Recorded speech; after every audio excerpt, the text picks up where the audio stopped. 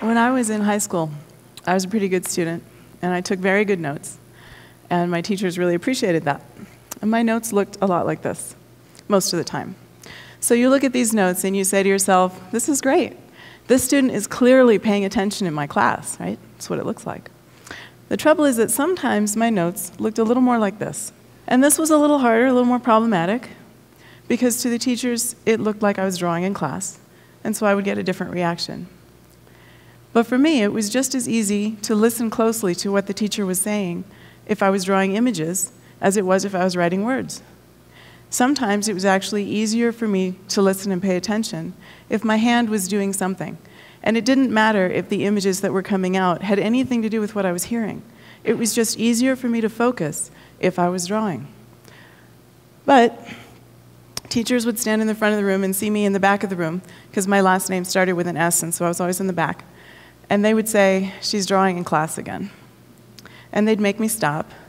And then they'd make me stand up in front of the class and recite some exercises to induce me to pay attention better next time.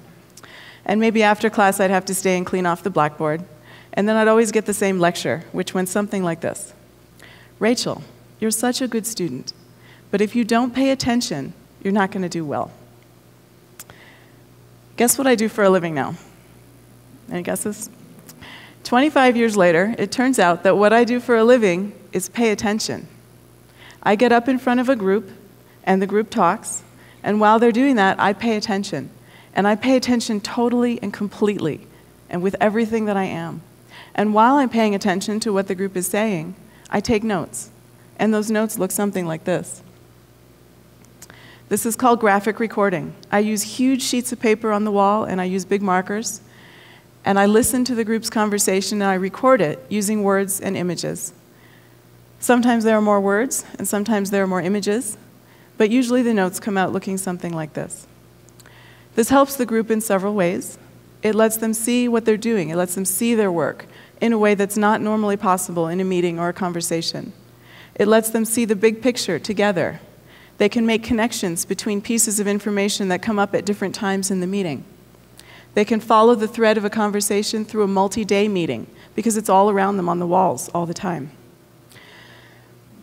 It really helps the group to see what they're accomplishing as they do it, and that's my contribution. I make the group's work visible. I also use visual note-taking to take my own personal notes when I'm listening to speeches or lectures or meetings, what have you. A couple of things are different than when I was in high school. I'm using different tools, so my notes look a little different. I also draw on an internal library of images that I've developed over the years and that I carry with me that I can just draw very quickly when I need them. They're just ready for me to use. And I've gotten better at pulling out the key points that speakers are making. I've had a lot more practice. And I've stopped worrying that people are going to make me stay after the meeting and clean up because I've been drawing. Any type of note-taking is designed to help the student take what they're hearing and hook it to their internal frame of reference. That's how learning occurs. You take new information and hook it to old information that you already had. When you take notes, it's very possible to write down word for word exactly what the teacher's saying and not understand any of it. Does that happen to any of you? I know it's happened to me, where I just have no clue what's going on, so I just write it all down and hope I can figure it out later. When you're using visual note-taking, though, you have to listen to what's being said, you have to really hear it, and you have to understand it, because that's the only way you're going to come up with an image that connects what you're hearing with what you already know in your mind. Visual note-taking opens the door for more playful connections between information, for students to use their imaginations in an activity that can often be very passive, note-taking. It also helps students to create a personal visual memory aid that they can study from later. They can look at and tell themselves the story again. When a teacher is teaching, what they're doing, really, is telling a story about something they're passionate about. And when a student takes visual notes, what they're doing is making that story visible. When taking visual notes, the critical thing is that your images are very quick and easy to draw, and that they're relevant to the content that's being said. If you find yourself doing a really, really detailed image, and it has nothing to do with what the speaker's currently saying, and this happens to every visual note taker at some point, then you've lost track of what's going on. You've fallen behind. And what you need to do is stop, leave a space, move on, and keep up with the speaker. When I was taking the notes here, the speaker that I was listening to, Chris Shun, was talking about the difference between low success teams and high success teams. And you can see that in the lower portion of the slide here. And I had this image of how I wanted to represent his description of what those two teams were like. But I didn't have time while he was talking to work it out because I hadn't had those postures of the people that you see here. That wasn't in my library, in my image library already. So I left a space and I went on with him, which is good because if I tried to work out that drawing right then, I would have ended up missing the take-home points of the lecture, which is the important thing. That's what you want to know, is this is what the speaker wants you to walk away with. So I waited until he was finished, and when the talk was over, I went back and I worked out the drawings the way that I want them. And now when I look at them, they remind me of the descriptions that he used, because this is the image that came to my mind when he was saying that. I'm not saying that this is the only way to take notes. I'm not saying it's the best way to take notes. I'm just saying it's another way to take notes. It's another option. And for some people, it can be very, very helpful. Some people have a very hard time writing words while they're hearing words. It just, for some reason, it's very hard. Other people naturally think of images as they're listening. And for other people like me, it's just easier to focus and listen closely when something is coming with your hand, when you're doing something with your hands. We like to think that school has changed in 30 years, gotten better, improved. I want to tell you a little story about my niece, Elizabeth. Elizabeth is 13 years old. She's just going into 8th grade this year. And Elizabeth is a really good student most of the time.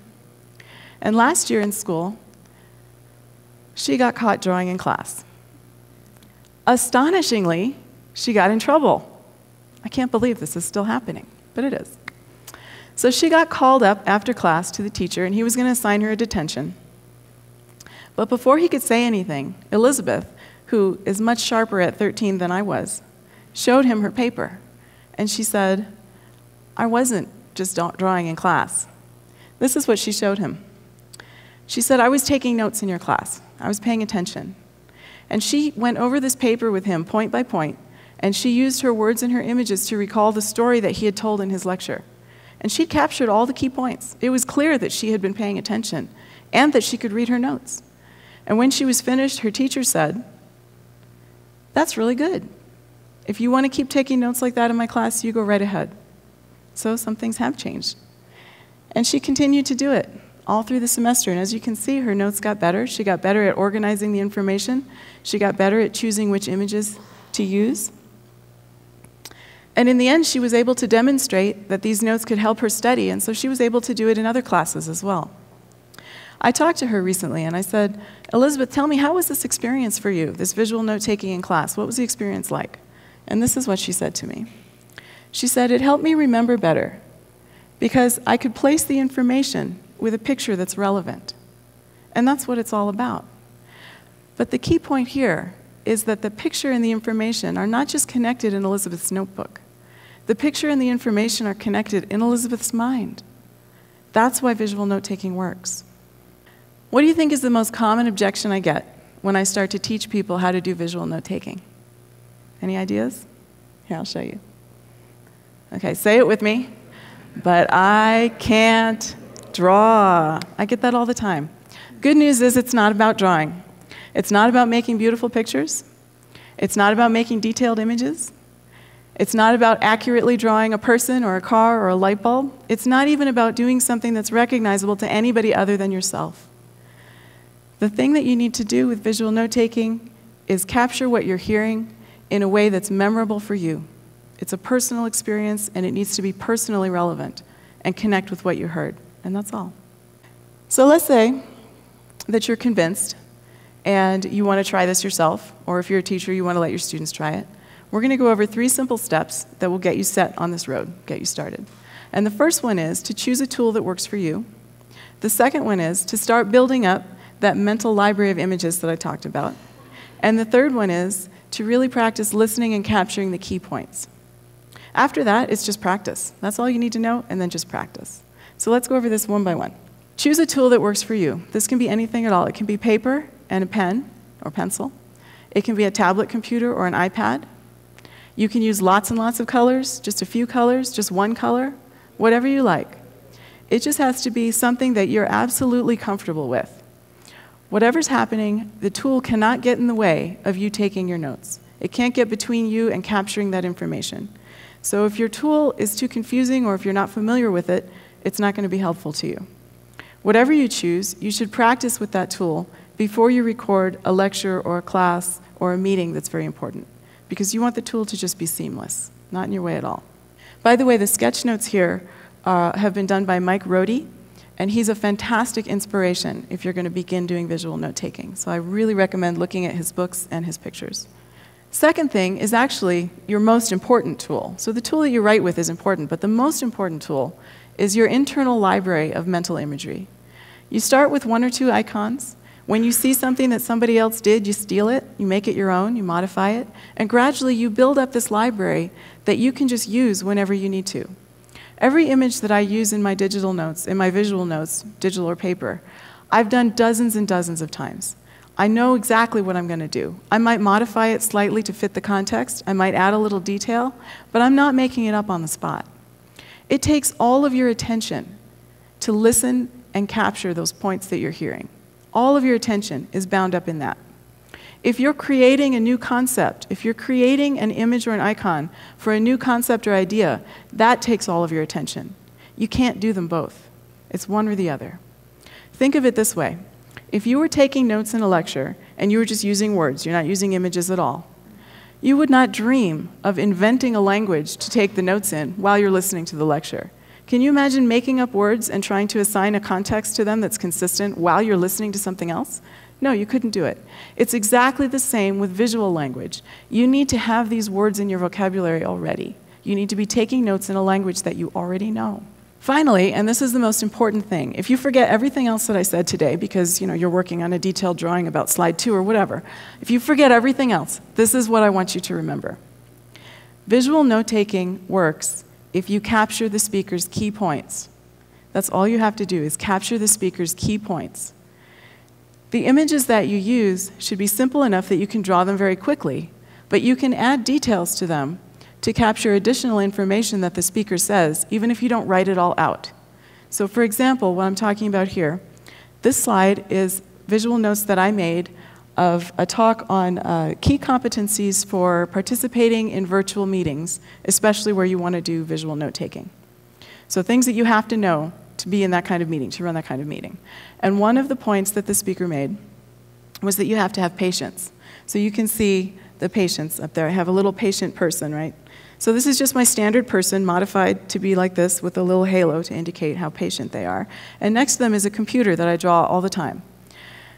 But I've added lines coming out of that computer, right? Unhappy, the computer's unhappy, there are these lines coming out. And what that one image reminds me of is that the speaker was talking about being patient with technical difficulties, not being patient with people who are difficult in your meeting or something else. So just those lines remind me of that detail without my having to write it all out. Elizabeth, I called her and I said, Elizabeth, I'm going to be giving this talk. What's the one piece of advice that you would give to people?